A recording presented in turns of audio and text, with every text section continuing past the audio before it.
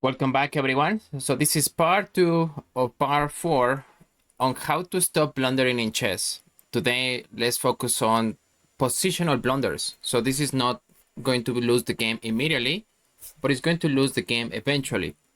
So one of the principles we want to keep in mind is weakening your king's position, especially by moving the pawns around the king.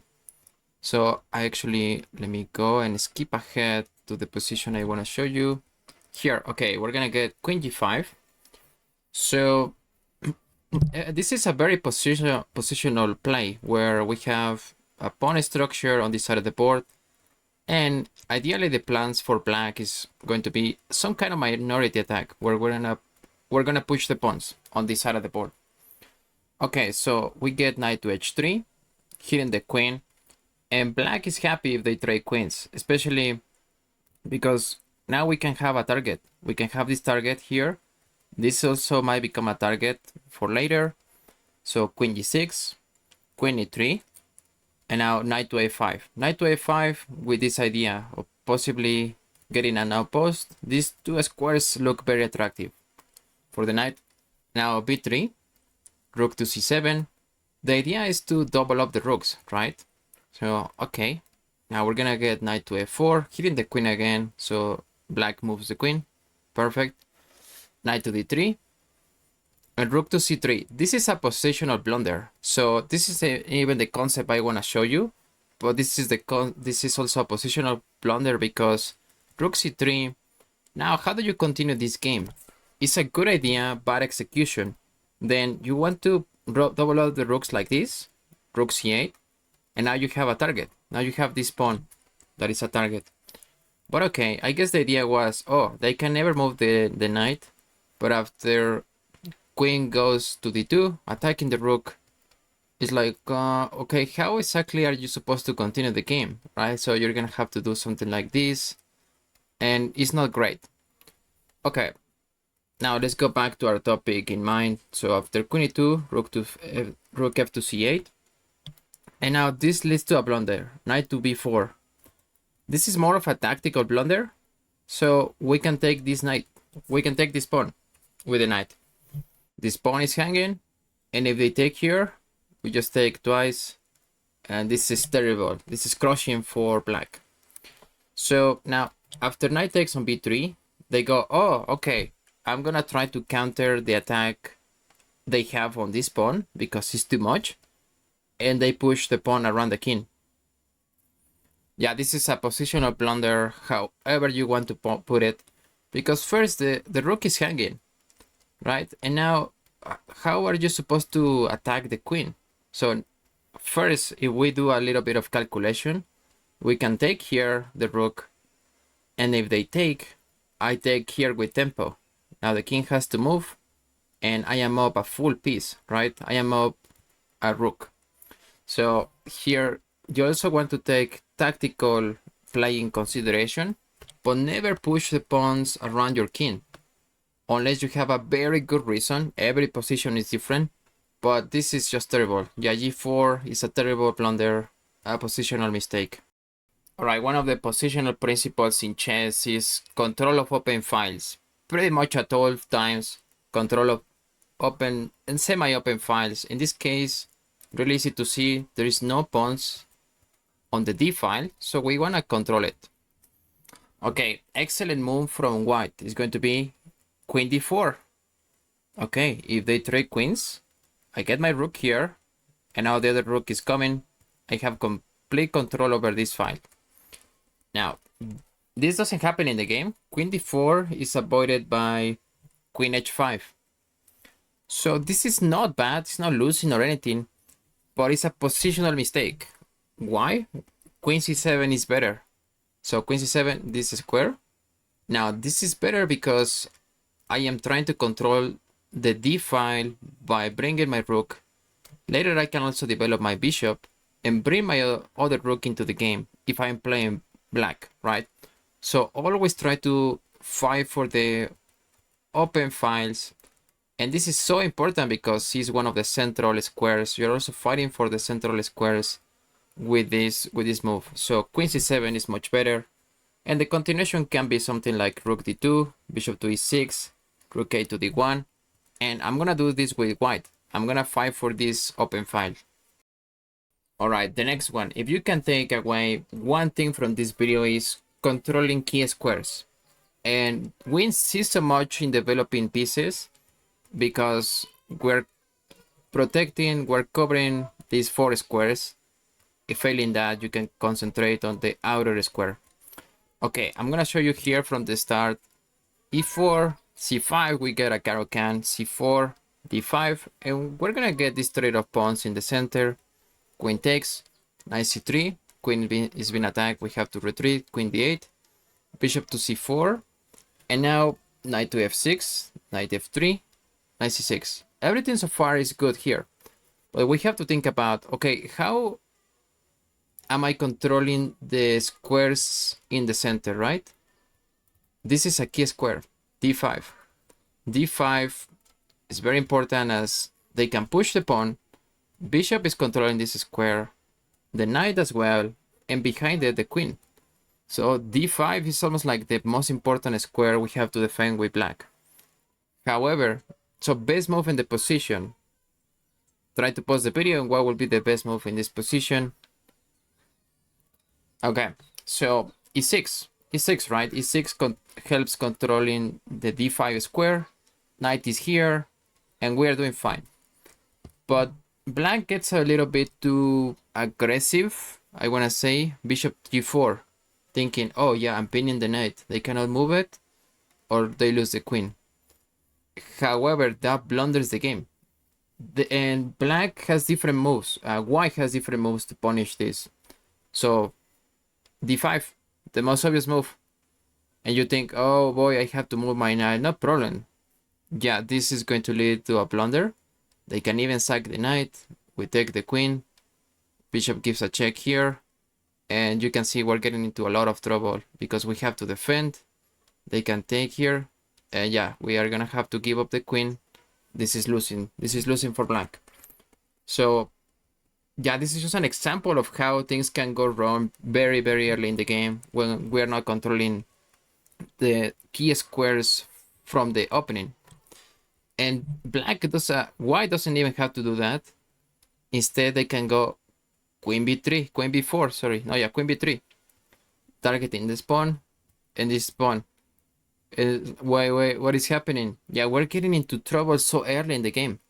So always try to fight for the center in any opening and even later in the game. Okay, I have another example of this. I can even rebrand it as something else, but it's the same. Failing to control a key square. So we're gonna get g6, d4, bishop g7, knight f3, knight f6, knight c3. Everything looks like normal development so far. Castle, e4. Okay, and now black has to play a crucial move sooner or later. They go b6. Okay, a bit too passive. Now, what I have in mind is e5. e5, right? And now black is in trouble. So black, what happened here? Instead of playing b6, they have to play this move, d6 early on, controlling these two key squares.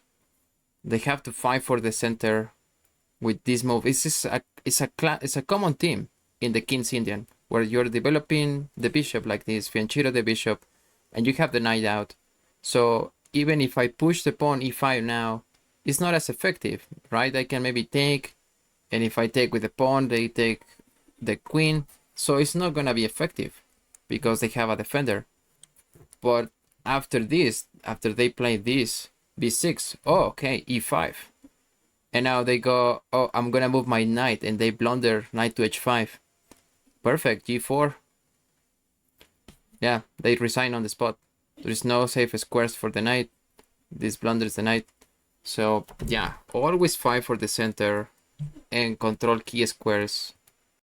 Okay, the next advice I wanna give probably is not the best advice because it's not as specific as the other examples, but I'm gonna give it anyway.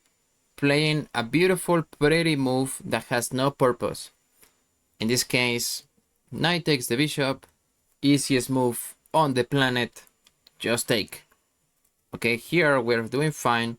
Even though we cannot ruin a little bit our pawn structure, we still have plans. So these two pieces, these two bishops especially, have no squares to travel, right? And if they take here, you can take twice. So you can take 2 times. But no, white thinks they're so smart, and they go, oh, I'm gonna take the knight. Like if they take, I can take the rook. Yeah, but they can play the simplest move possible. Okay, I'm just gonna take the knight, right? Okay, now we take, and bishop takes the pawn. So in that exchange, you just gave up a pawn. Don't try to do anything fancy. Play as simple as possible. Also calculate here. So you have to calculate all forcing moves. First, we get this capture. And now your pawn structure is ruined for no reason. In this case, you had absolutely no reason to ruin this pawn structure. Alright, this doesn't classify as a positional blunder exactly, but it normally leads to a lot of troubles. So e takes on d4, especially if you're a beginner. Queen takes on d4, queen f6. Here everything is good, normal, queen d1. This isn't exactly a positional blunder, but you have to know where your queen belongs. Where are you going to put your queen next after development happens, right? What is the plan for black? Now g6, knight to f3, bishop g7, knight c3, knight d7, bishop g5. You're just getting the pieces out. I'm not thinking with white, right? I'm just making moves, and the queen now is in trouble. It cannot retreat. I cannot block with the pawn, and they have to move the queen to a weird square. Okay, queen e6. I don't even care. I'm just gonna continue normal development, e3, castle, bishop e2, f6. Okay, the game continues. And now this one is, I'm gonna hit the queen again. And again, I'm not even doing much. Yeah, the queen is in trouble. Now they move the queen to f6, to b6, b3, a5. And what I want to do with white is trade pieces, maybe open up the lines, because they have a bishop that is underdeveloped. And this knight is weird. The bishop is dead, right? They don't have a lot of scope with this diagonal. I'm hitting the queen again, and they blunder, right? As you can see, this is going to be a blunder, as I can just give a check, and they resign on the spot. So don't get your queen out too early, unless you know exactly where the queen belongs. And if you're in doubt, you can do whatever what white is doing in this position. Okay, I don't understand this move. I'm just gonna go back. Right, I'm gonna go back and avoid all troubles. Okay, I am labeling this as castling automatically, but it can be the lesson about recognizing the opponent's weaknesses. So in this case, black just castle. And in the game, white castle, which looks like a normal move, but this might be a missed opportunity. And it's about the pawn structure black has. If you can notice here, black just play an early h6. So in this line, we can push the pawn. We can push h4, right? Very, very advanced concept, h4. And then we'll go, oh, wait. Now the idea is to play maybe rook g1, not immediately, but long term you can play it. Now let's say we get something like d6, a common response, and now we can push g5. If they take, we take back with the bishop, and we have improved our position, long-term threat. Now the knight cannot be moved, and they have very, very poor defense towards the king. Now bishop to g4, for example, knight to d5, and this is crushing. This is very, very bad for black. Many times we push pawns unnecessarily. In this case, I actually just made a move, f4. What is the idea here? No, we have so many other options. Again, you don't want to push pawns that are in front of the king. These 3 pawns, right? F, G, and H. Especially because it's gonna weaken this diagonal. I have other example with this, but then let's say we play f4.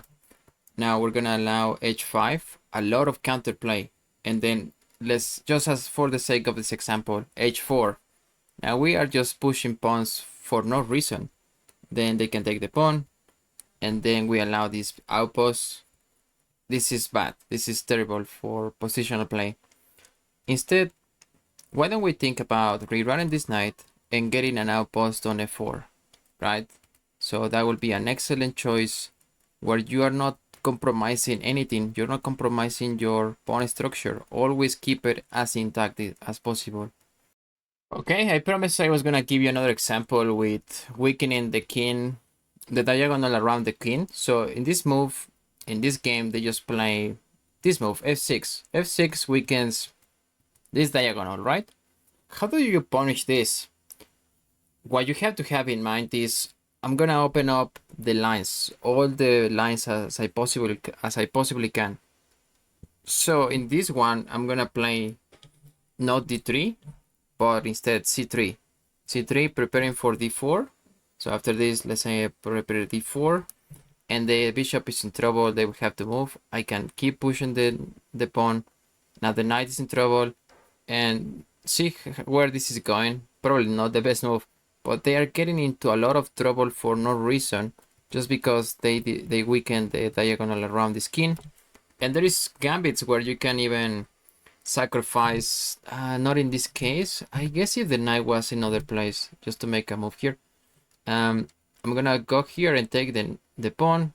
They take, and I can give a check here with the bishop. Okay, and then they're gonna lose this other pawn. This is terrible, right? This is terrible for black. So you don't really want to weaken the king, the diagonal around the kings.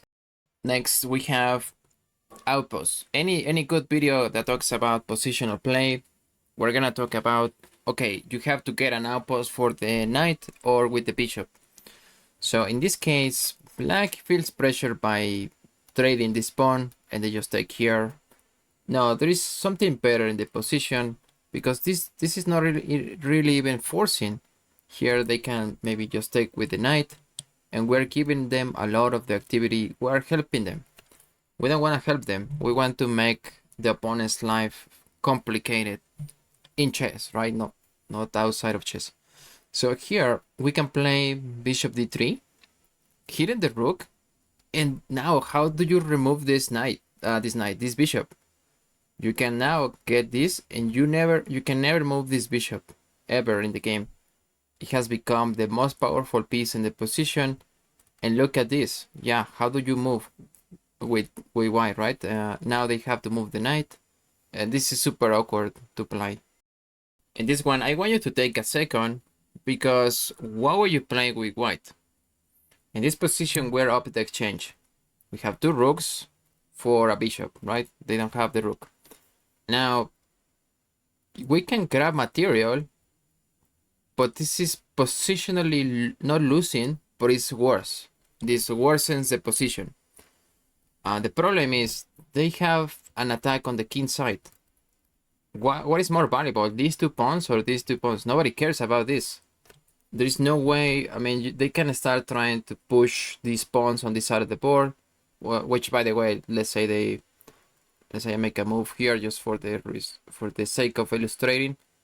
Now this bishop can take the pawn, so that nothing really happens. These pawns instead are really dangerous. So you have to do whatever it takes to stop the attack on the king side. Which, by the way, this is still winning for white, but now you're complicating your life for no reason.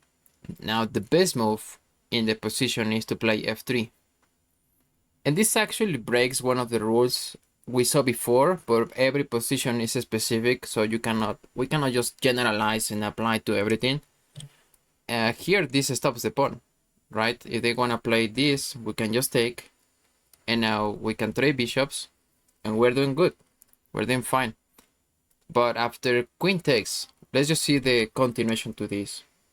Okay, and then we want to grab more material. Okay, the rook gives is attacking the queen. This is the tactic called attacking the queen. So now then queen c6, we have to move the queen f3, and these pawns are rolling down the board, and we're getting in trouble. So please avoid that. We can avoid that by just playing here f3. Yeah, we're weakening this diagonal, but just observe, we have no problems. The bishop will have to make many moves to, let's say I want to put my bishop, this bishop here. Yeah, that's like 11 moves just to get here. So yeah, it's gonna take a while. We have an exception to every rule, and allowing the attack on the king side is fine when you can have your own attack on the other side of the board. So here we have a chaotic game that cancel the opposite side, and then we're gonna get a push pawn. And also I played against the same, this is the same opponent, and he had one thing in mind, just pushing pawns. That was his strategy. The full strategy was, I'm gonna castle the other side and push pawns. I was like, okay, I get it now. So I'm gonna get c5 here. I'm gonna get some counterplay on the other side of the board. I'm actually gonna turn down the engine here of the analysis. So c4, because it's really chaotic, and the point is to show you that as long as you can have your own attack on this side of the board, then everything is good. Then this is really scary, right? They have 3 pawns, 4 pawns rolling down, and it's like, wait, how do you deal with this type of positions? Now queen g5, given a check in b1, c3. If they take here, now I'm gonna get my rooks. So you want to open up lines. b3, perfect. Now what I have in mind, I'm gonna get my queen here if I can. Now we're gonna get a5, h4, queen d8, g5, and yeah, I'm gonna do the same thing. a4, rook d to g1, and I have this plan in mind, queen a5, so I can get some lolly mate. Queen to c2, and I'm completely disregarding this attack because I have my own. F takes on e6, we have destroyed our pawns, and they keep pushing the pawns. Okay, they also have to defend, right? This is coming. This is coming. h6, okay, rook to d2. They have to move the queen, and they just keep pushing the pawns. Have you come across this type of player, which is like, dude, you have to do something else. You cannot just push pawns for no reason. Rook takes on c2. Once they take, yeah, this is just crushing, as you can see, and this led to a checkmate. I have a whole video about trading pieces, how to trade pieces, but you don't want to trade a bishop for the knight in most cases. In some cases that's good, but why would you trade a bishop for the knight? In this case, you have so much scope with this bishop. You can maybe think about putting this bishop on the long diagonal, or you can also bring the knight. The computer is saying you can bring the queen here. Maybe you can trade queens. It would be okay. But yeah, this is a terrible blunder. And if you can figure out a way to trade this bishop, that would be amazing, right? Instead, if you can figure out, not now, but later, you can trade this bishop, because it's terrible now. And all your pawns, just looking at the pawn structure, all the pawns are in dark squares. So trade your dark square bishop. You don't need it. You have your light square bishop compensating for the light squares, and all of the rest, you can push the pawns on the dark squares. This is also a subtle concept. It's not as easy to see. The computer weirdly is recommending queen f8. This is so passive, isn't it? It's so bad. I think I saw the lines where you play rook h to f8. It's not bad, it's not losing or anything.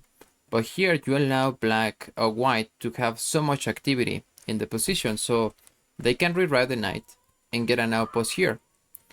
Is there a way to avoid this? Yeah, there is. If you count pawns, we have 4, 5, 6, wait, I cannot even count. 7. They have 7 pawns versus 6, 7, but this is a double pawn, so probably we can count 7 versus 6. Okay, we have this move, f5. Yeah, f5 will be great, because now we're gonna give them a pawn, but they cannot get an outpost here. They're occupying this square with the pawn. So okay, now we can play this move, rook h to f8, and if they move the knight, everything is good. We have more activity. e4 is possible. So this is a healthy exchange of pawns where, okay, we're giving up the pawn, but we have more activity, more material, more activity, sorry. And maybe we can start thinking about, okay, let's reroute the knights, double up the rooks. And yeah, this is good. This is more playable from the human perspective. Of course, the computer thinks, oh yeah, you can just go back here with the queen. But yeah, this is super weird. And I forgot to mention, once they have the outpost, yeah, we're supposed to be winning with black. How do we make progress? The computer thinks that we have to play c6. Okay, still very interesting. Still fascinating concept. But not superhuman, not as easy to see for many of us. The previous example and this one go hand in hand because a move that was good in a different position might not be great in a completely different structure. So in this case, in the previous example, we made a move, we pushed the pawn to prevent the opponent from having any piece activity counterplay. In this one, pushing the pawn, in this case b5, gives black too much initiative. That's kind of the problem here. So they don't have many moves, do they? They also don't have much space. And if we make this trade, it's not a terrible idea, but it's not a winning idea. Then they take the pawn, we take here, they three bishops, we take, but we have to calculate all the forcing moves. They have a check. We have to go back. After they take, we take back with the queen, but we just give them a lot of piece activity. So instead we can improve our pieces. Let's just go back all the way here. We can play knight to e5. So here, knight to e5. Okay, we're hitting the bishop. We're improving our pieces. We have the outpost, and yeah, we're just doing fine. So you have to calculate. You have to keep that in mind. Okay, are we helping the opponent develop their pieces, have a better position? Okay, we always have to take into account tactical considerations in every position, even when it's positional play.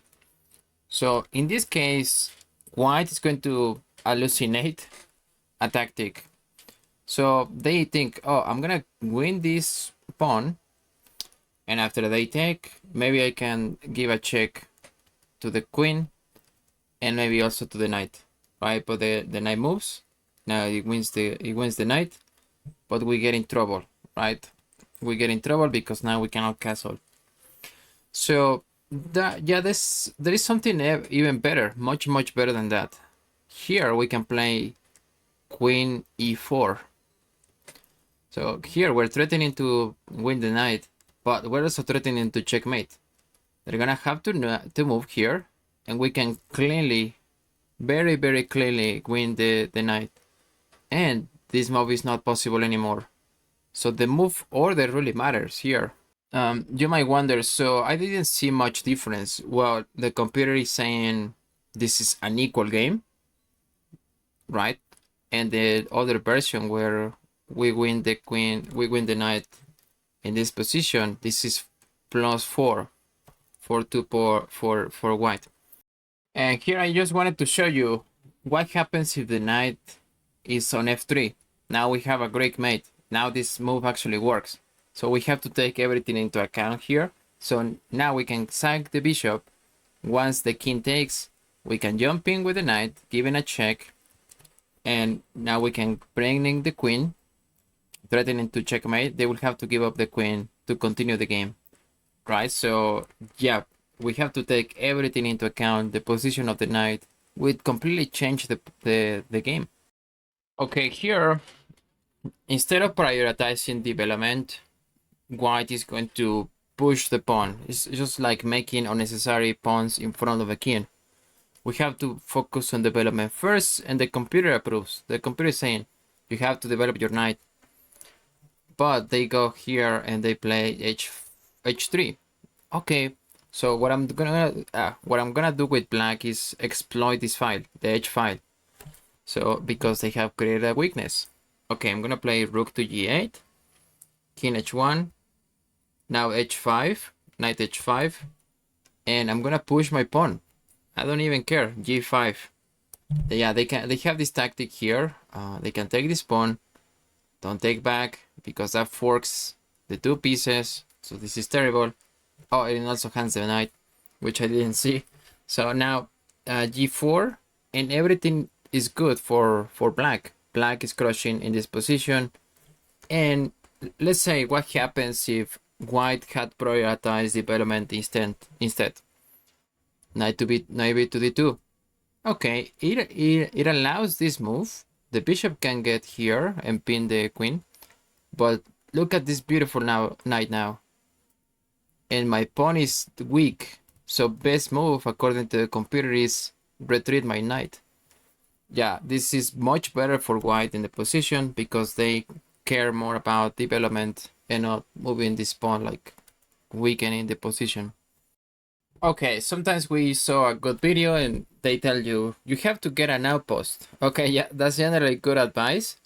But in this case, if you get an outpost that can be eliminated immediately, then that wasn't such a great outpost.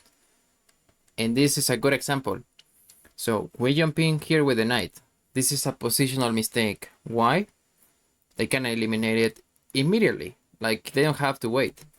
And now, once I take, the knight is getting an amazing square. Like this is so good. They can also play this, so they even have options, right? Knight to d4. So instead, a better continuation can be e5. Oh, okay, e5 is interesting because if they take, I can trade my knight, my bishop for a knight. Okay, we're kind of breaking a principle here, but we're gonna double up the pawns. And also my knight can have more activity. So you always have to distinguish every position, not because one rule, or I'm giving you a general chess principle, have to follow it. No, every position is gonna be different. Feel free to analyze and pause the video in this one. Just look at the pawn structure first and at the space that we have with black. So always general principles, right? We're gonna fight for these 4 squares. We're having a little bit of a space advantage. And this is the wrong idea. I'm gonna give you the wrong idea first. Putting the bishop on b7. It's the wrong idea because now they can push. It's the right idea, but wrong execution. They can push here the pawn. And if we take here, they can rewrite the knight. And they're gonna have more control over this square. Instead, we can occupy d4. And now, what do you move with white? This is really sad. You have to reroute, move the knight. And now my idea is the same, but I had the extra tempo that allows me to put the bishop on b7, amazing diagonal. And before, as you might have noticed, in this line where we put the bishop here on b7 first, this diagonal is blocked by my own knight, by my own pawn. And here, everything is good. Wait a second here, d4. No. I wanna go here. Okay, knight 2, bishop b7. Yeah, my bishop is in the open diagonal, no problem. And I think I can even threaten later to play queen d5. And it's scary, right? It's scary. They will have to defend. Okay, this is more of a tactical example, but the principle remains. We have to watch out for diagonals the bishops are covering. As opposed to black, black is winning in this position, by the way. But just because we have such an attack on these two files, the G file and the H file, but my bishop here is not really good. It's not doing anything. All right, we're gonna start with this fancy move, which is not the best move in the position, but it's great. Okay, I'm gonna hand my bishop so I can open up the diagonal. And once they take back, I take with the knight, and I am much better with black. Okay, so what really happened in the game after we give up the bishop, they take knight to g3, given a check. This is a bit rush. This is way too rush. We don't have to do that. And this actually blunders the game because queen can take. Queen can take. If I take here, I'm gonna lose the queen. So yeah, you don't have to rush the position. Instead, you can do something more slow. And the computer is saying the best move is just to play this. You don't even have to rush it. Slow and simple is better.